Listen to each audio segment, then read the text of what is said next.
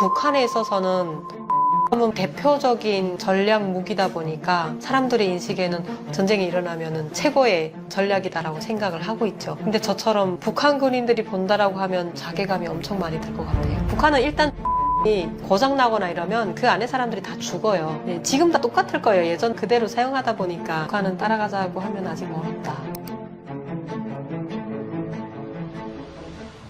북한 해군에서 7년간 근무하셨습니다. 잠수함 부대에서도 근무하셨다고 들었는데요. 네. 어떤 부대에서 어떤 일을 맡으셨던 건가요? 저는 북한 해군 사해군 전대에서 7년간 하사 교환수로 근무를 했고요. 제가 맡은 이제 일은 부대와 각 구분대 사이에 전화 통신을 연결한, 그리고 지휘관들과 예하 부대의 전화 업무를 원활하게 전달할 수 있는 그런 임무를 수행했었습니다. 이제 쉽게 말하자면 부대 내외 전화 교환 업무를 담당했다고 보시면 될 것 같습니다. 북한에서는 잠수함 부대를 핵심 전력으로 여기죠. 특히 제가 근무했던 부대는 잠수함이 그 북한 내에서 가장 많은 지역이기도 하고, 그리고 김일성, 김정일, 김정은 그 3부자들이 특히 현지 시찰을 굉장히 많이 한 그런 이제 부대였습니다. 그래서 사실 아무나 갈 수 있는 데는 아니고요. 뭐 출신 성분이나 그리고 뭐 신체 조건이나 이런 것들을 다 따져가지고 선발되는 인원들이 근무를 하고, 그리고 대부분은 제가 봤을 때는 간부집 자녀들이 꽤 많았었습니다. 왜냐면 공급이나 이런 게 타 부대보다는 좋기 때문에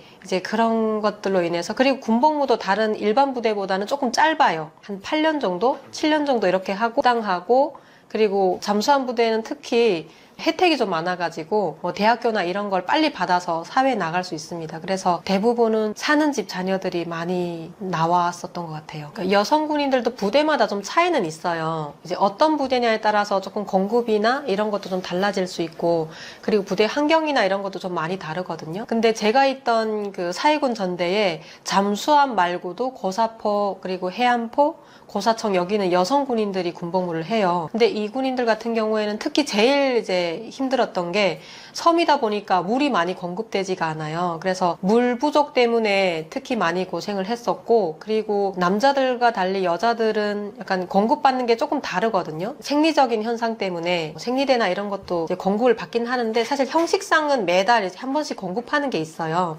근데 그거로는 충당하기가 어렵죠. 그러다 보니까 대부분은 부모님들께서 뭐 돈을 보내주시거나 뭐 짐을 붙여주시거나 이런 게 없다라고 하면 사실상 군복무가 쉽진 않다. 예, 왜냐면 한두 해도 아니고 7년, 8년씩 군복무를 하잖아요. 그러다 보니까 뭐 영양실조라던가 이런 것도 굉장히 많았었고, 부대 내에서 탈영병도 많은 편이었었고, 조금 잠수함이랑은 조금 분리해서 생각하시는 게 오히려 더 맞는 것 같아요. 이게 잠수함은 그나마 뭐 식품이나 이런 것들이 좀 잘 공급되는 편이었었거든요. 여성들 같은 경우에는 또 여자들 따로 이제 집단 생활을 하고, 또 남자들도 남자들 따로 하니까 그런 데서는 잘 모르겠어요. 근데 제가 있던 부대는 혼성 구분대였었거든요. 근데 이제 크게 뭐 차이를 뭐 딱 두고 너희는 여자들이라서 이렇게 하면 안 돼 이런 건 없었는데, 간부들이 그 밑에 병들을 대함에 있어서 말이라던가 이런 거를 화가 나면 뭐 갓나라고 한다던가 이런 것들이 조금 좀 심했던 것 같아요. 호칭을 부를 때 약간 한국에서 와서 보니까 약간 성추행에 가까운 이런 말도 좀 하고, 그때는 몰라 그런 거를 거기서는 성추행이라고 이렇게 직접적으로 뭐 손을 터치하거나 이런 게 없으면은 성추행이다, 성추행 말 자체를 저는 이렇게 들어본 기억이 없어가지고, 그래서 뭐 말하는 거를 약간 비하 발언을 많이 한다던가, 너 왜 이렇게 뚱뚱해졌어? 왜 이렇게 가슴이 커졌어? 약간 이런 좀 듣기 거북한 이런 말을 좀 많이 하고, 비하 발언 같은 게 좀 남성들보다는 여성들한테 많이 했었던 것 같아요. 근데 그렇게 7년 동안 군 생활을 하시면서 팀에는 자신이 있었는데 네네. 한국 여군과 팔씨름하고 깜짝 놀라셨다고 하셨습니다. 네네. 어떤 일 때문에? 물론 제가 몸을 쓰는 그런 특수부대 출신은 아니었었거든요. 교환소는 이제 앉아서 근무를 하는 그런 이제 분야에서 근무를 하다 보니까 제가 이만갑에 그거 나가서 했었었는데, 사실 그래도 저는 7년 동안 군복무를 했으니까 어느 정도는 내가 커버가 되겠다라고 생각을 한 거죠. 그래서 팔씨름을 딱 시작했는데 손을 잡았을 때부터 뭔가 분위기가 좀 느껴지더라고요. 안 되겠구나. 그래서 굉장히 저도 팔씨름을 하면서 상대적으로 뭔가 다르다. 한국 여군들은 보급이라던가 환경이라던가 이런 게 많이 달라서 그런가 힘도 굉장히 세시고, 그러니까 전술적인 부분에 있어서도 남달랐던 것 같아요. 대체적으로 그때 세 분이 나오셨는데 다 약간 팔이랑 손이랑 이렇게 떡살이 배기셨더라고요. 손을 이렇게 만졌는데 겉으로 봤을 때는 되게 애기애기하고 여자 손인데 이렇게 딱 손바닥을 보니까 여기 굳은 살이, 북한에선 떡살이라고 하거든요. 근데 굳은 살이 막 bek혀 있어가지고 놀랐어요. 이제 잠수함의 실제 상태를 여쭤볼 건데요. 이게 네. 군인들의 생활도 물론 한국과 북한이 다르겠지만 잠수함 실제 상태도 많이 다를 것 같아요. 북한에서 실제로 듣고 보고 일하신 잠수함 어떤 상황인가요? 북한에서는 잠수함을 최첨단 전력 무기라고 이제 선전을 많이 해요. 근데 이게 실제 제가 군복무를 해보니까 현실에서는 많이 다르더라고요. 잠수함 같은 경우에는 은밀성이 보장돼야 하는 그런 이제 무기잖아요. 정찰 이런 걸 많이 해야 되니까. 근데 잠수함이 디젤 잠수함이다 보니까 소리도 굉장히 크고, 예, 뭐 한국에 와서 저는 들은 얘기인데 바다 밑에 경운기라고 하더라고요. 그 정도로 이제 소리도 굉장히 크고, 그리고 정비에 있어서도 항상 이렇게 정비 상태를 유지해야 되는데 그런 게 이제 부족하다 보니까 이제 훈련을 나갔다 와서는 항상 그 공장에 가 있거나 이제 그런 모습을 저는 굉장히 많이 봤어서 아, 이게 장고장이 굉장히 많구나. 제가 군대에 나와서 보니까 그걸 알겠는 거예요. 사회에 있을 때는 당연히 잠수함 부대는 잠수함은 그 최첨단 전력이고 북한에서는 굉장히 이제 중요시하는 그런 무기이기 때문에 당연히 현대화된 무기라고 생각했는데 실제로 보니까 이제 부품도 부족해서 수리를 맨날 해야 되고 그런 거를 늘상 보면서 아, 이게 전쟁이 일어나면 과연 자기 역할을 할 수 있을까? 그런 걱정도 당시에 상당히 많이 했었습니다. 한국 잠수함은 자료에서는 많이 봤죠. 제가 직접 보진 않았지만 이제 뭐 영상이나 자료에서 많이 보긴 했었습니다. 보시거나 뭐 한국 함정을 직접 타보셨다고 들었는데 네. 어떤 생각이 드나요? 과거 북한에서 근무했을 때 잠수함 생각나셨나요? 그럼요. 제가 부대 강연을 예전에 좀 많이 다녔었는데 특히 해군 부대를 제가 해군 출신이다 보니까 많이 갔었어요. 근데 그 충북함이라고 있더라고요. 그 충북함에서 강연을 하는데 배 안에서 강연을 했었어요. 근데 저는 당연히 배에서 하면 뭐 갑판 위에나 이런 데서 이제 사람들 쭉 있고 이렇게 하는 줄 알았는데 그 배 안에 들어가서 그 식당이 이렇게 있는데 취사장이랑 이렇게 연결돼 있더라고요. 근데 저는 그런 거를 처음 봤거든요. 북한에서는 배에서 이렇게 취사 활동을 할 수 있는 그런 여력이 원활하지 않아서 캔으로 된 이런 포장식품이라던가 다 이제 조리가 된 그런 음식을 가지고 타고 이제 훈련을 하거나 이런 경우가 굉장히 많거든요. 근데 딱 들어가 보니까 전기 시설도 굉장히 잘 돼 있어서 전기도 빵빵하게 들어오고 그리고 배 위에 보면 레이더망이 이렇게 돌아가더라고요. 이제 그걸 봤을 때 저는 이게 언제든지 배가 움직일 수 있구나라는 걸 짐작할 수 있었어요. 그래서 뭐 전쟁이 터진다던가 뭐 진돗개나 이런 것들이 발발했을 때 바로 전투에 투입할 수 있게. 근데 북한은 그게 안 되거든요. 그래서 그런 걸 보고 북한 함정보다 훨씬 쾌적하고 근무 환경이나 이런 것들이 더 잘 돼 있구나라는 걸 이제 알게 된 거죠. 북한에서 늘 정신적으로나 장비에 있어서도 북한에서 그 퍼레이드를 맨날 하잖아요. 계기 때마다. 그걸 보면 되게 현대적인 장비들이 갖춰져 있어요. 뭐 미사일부터 시작해가지고. 그래서 그런 거 보면 막 이제 좀 세구나 이런 것들이 있었는데 실제로 이런 걸 딱 비교해서 봤을 때는 많이 이제 수준에서 차이가 나는구나라는 걸 알게 되겠죠. 그래서 아마 북한 군인들이 본다라고 하면 자괴감이 엄청 많이 들 것 같아요. 북한에서 제일 대우가 좋은 게 대남연락소라고 해서 그 북한에는 공급하는 데 있어서 등급이 있어요. 네, 그래서 대남연락소가 9급인가 10급인가 이렇게 받고 그리고 비행기를 직접 타는 사람들이 9호, 8호 공급인가 이렇게 받아요. 그리고 잠수함 타는 군인들이 7호 공급을 받습니다. 거의 비슷한 대우를 받으면서 군 생활을 한단 말이죠. 그럼 잠수함은 거의 비행사랑 비슷한 그런 이제 급인 거예요. 한 단계 낮긴 하지만. 네, 그러다 보니까 그 잠수함은 북한에 있어서는 정말 대표적인 전략 무기다 보니까 사람들의 인식에는 아, 잠수함은 당연히 전쟁이 일어나면은 최고의 그런 전략이다라고 생각을 하고 있죠. 근데 저처럼 만약에 직접 보게 되면 아마 생각이 많이 바뀔 것 같아요. 뭐 나름대로 그 공급이 그만하면 되게 잘 되는 거거든요. 고기도 늘 이제 공급이 오리고기, 닭고기도 늘 나왔었고 계란 같은 경우에도 엄청 많이 나오고 그 북한에서 일반 주민들은 잘 먹어보기 힘든 초콜릿 그리고 거기서는 바다라고 하거든요. 여기서는 버터라고 하는데 그 바다도 늘 공급이 되고 담배도 고급 담배, 곽담배라고 해가지고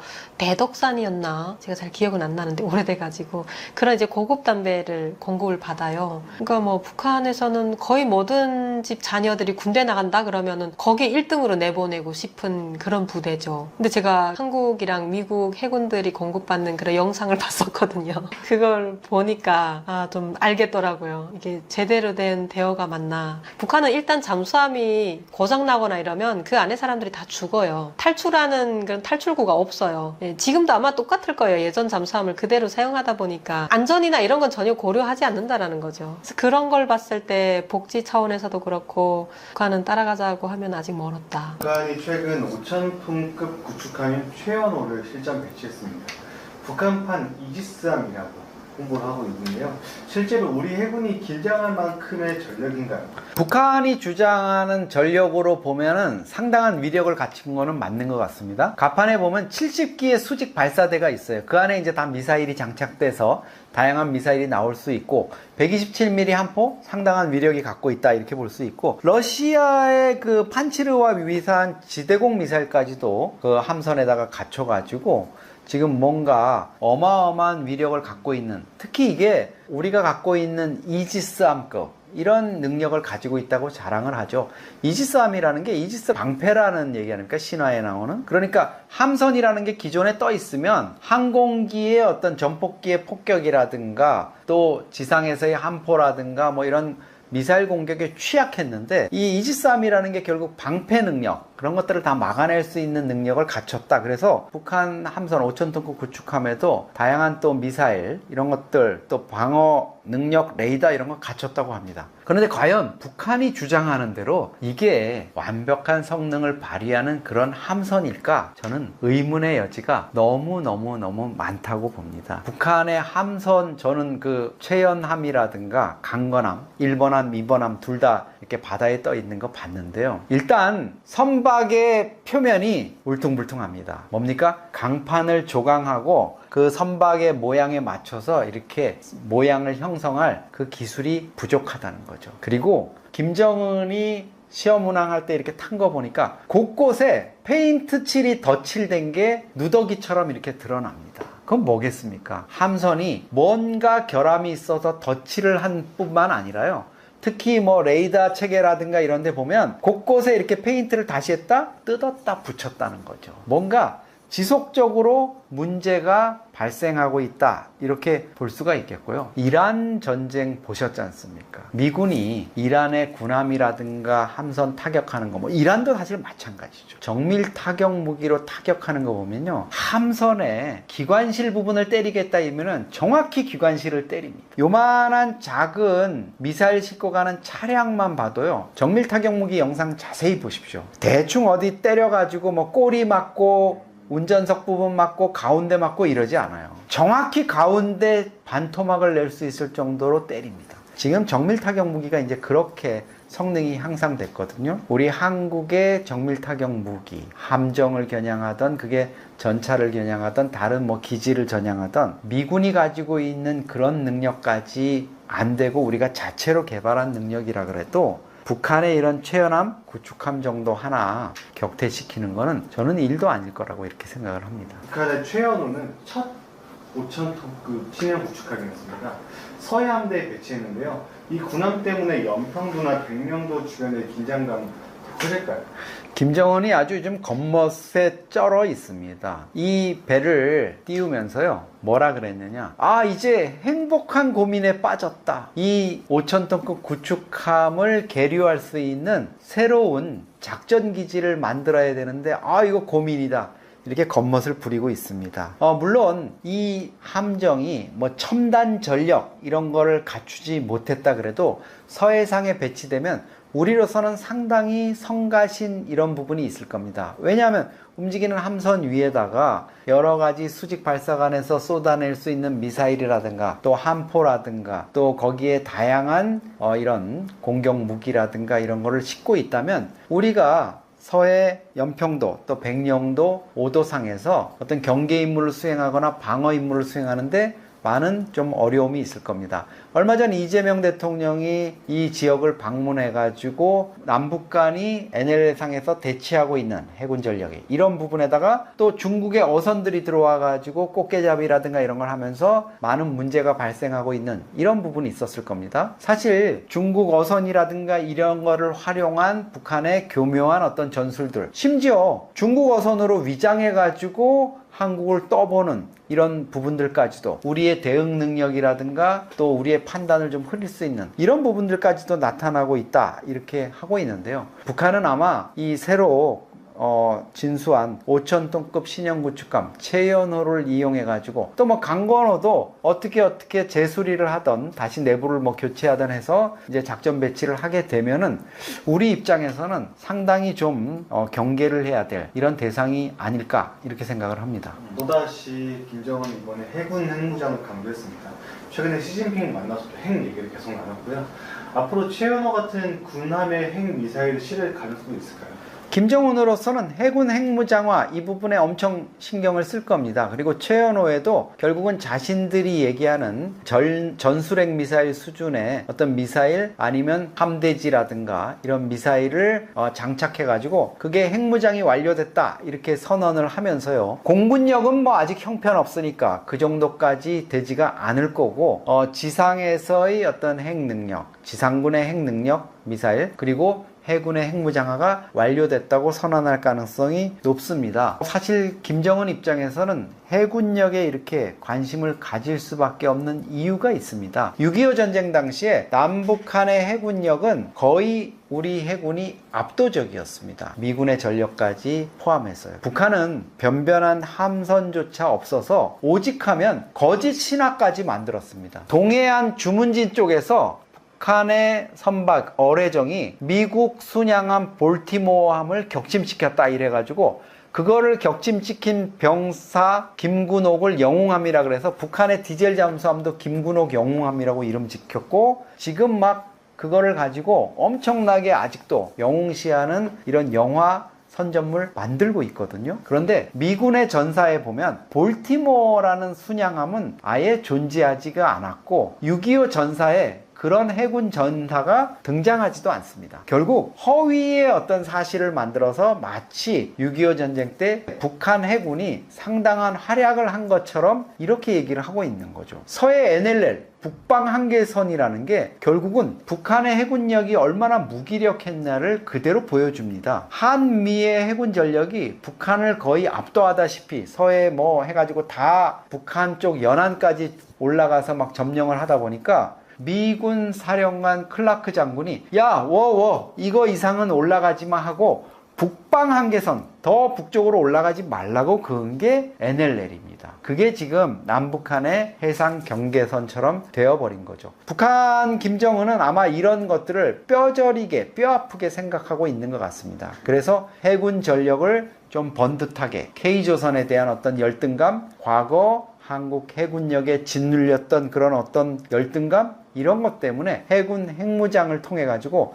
이제 우리가 남쪽 한국 해군을 압도한다 이런 선언을 할 날을 고대하고 있는 것 같습니다. 그렇게 얘기하면은 북한 군들은 믿기는 할까요? 북한 군 입장에서는 사실 자기네들이 엄청난 능력을 가지고 있다고 할 수 있을 거예요. 왜냐하면 제가 과거에 금강산 관광하러 갈 때 초기에 가보면 북한 장전항, 우리 관광선이 들어갔던 장전항이 북한의 해군항입니다. 왜 선실에서 자면은 선창으로 이렇게 바깥이 거의 바다 높이보다 조금 높을 정도로 바깥이 보이지 않습니까? 자고 일어났더니 이제 장전항에 도착을 해 있었는데 북한 해군 함선을 보고 제가 깜짝 놀랐어요. 물하고 배 이 옆면이 닿는 그 hul수선이라 그러죠. 거기가 다 녹이 쓸어가지고 너덜너덜해서 와 저거 안에 정말 배가 뚫려 있는 거 아니야 이런 느낌이 들 정도로 물론 몇 겹으로 돼 있으니까 안으로 들어가진 않아요. 처참했습니다. 그런 상황에서 어쨌든 얼기설기 만들었지만 저런 5,000톤급 군함을 이제 하고 거기서 뭐 함포 사격도 하는 모습을 보여주고 이러니까 정말 북한 해군 입장에서는 이제 뭐가 차오르겠죠. 국뽕이 차오르는 이런 건데 그거의 실체가 어떤지 또 해외 대양 가지고 있는 해외 해군 전력이 어떤지 이런 거를 다 철저히 차단되어 있는 상태에서 구분을 못한다? 특히 K조선 민간과 군함 선박 조선 능력 잠수함 건조 능력까지 이거를 접하지 못한 상태라면 와 우리 공화국 해군력 정말 대단해 이렇게 그냥 자부심에 차 넘쳐 있을 수도 있겠습니다. 김정은은 향후 5년 동안 해마다 대형 군함 2척을 만들겠다고 했습니다. 북한이 정말 그 많은 군함을 만들 능력은 있는 건지 그리고 운영 능력도 중요할 것 같은데 유지할 능력은 있는 상황인가요? 저는 5,000톤급 구축함 해마다 뭐 2개 만드는 거 요거 정도는 북한이 해 나갈 거라고 생각합니다. 같은 뭐 선박을 특히 남포조선소하고 이제 동해안에 있는 청진조선소 여기서 하나씩 계속 건조를 해 나가는 거 정도는 이제 진행을 할 거라고 보는데요. 말씀하신 대로 이걸 운용할 수 있을 것인가 이거에 대해서는 상당히 회의적입니다. 이 선박에 어마어마한 많은 그런 어떤 유지 비용이라든가 이런 것들이 들 수밖에 없고요.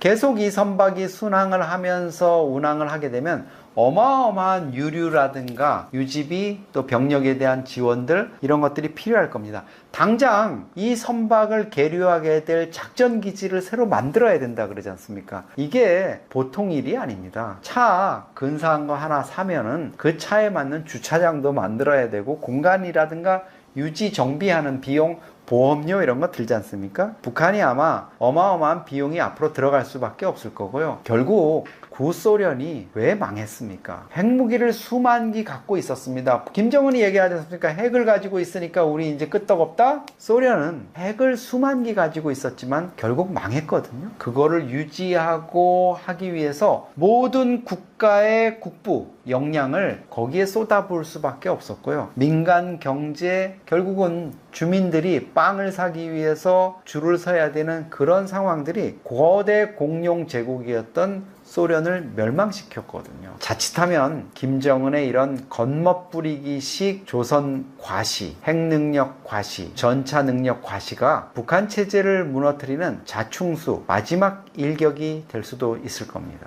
네, 구독자님들, 날이 엄청 무더워지고 있습니다. 한반도 정세도 이제 잠시 소강 상태였는데 뭔가 좀 뜨거워질 것 같은, 특히 올 가을 이벤트, 저는 벌써부터 좀 머리가 찌끈찌끈 아파지는데요. 올 여름 무더위 속에서도 여러분들과 한반도와 주변 정세, 또 우리의 안보 방산과 관련한 흥미있는 이야기로 함께 하도록 하겠습니다.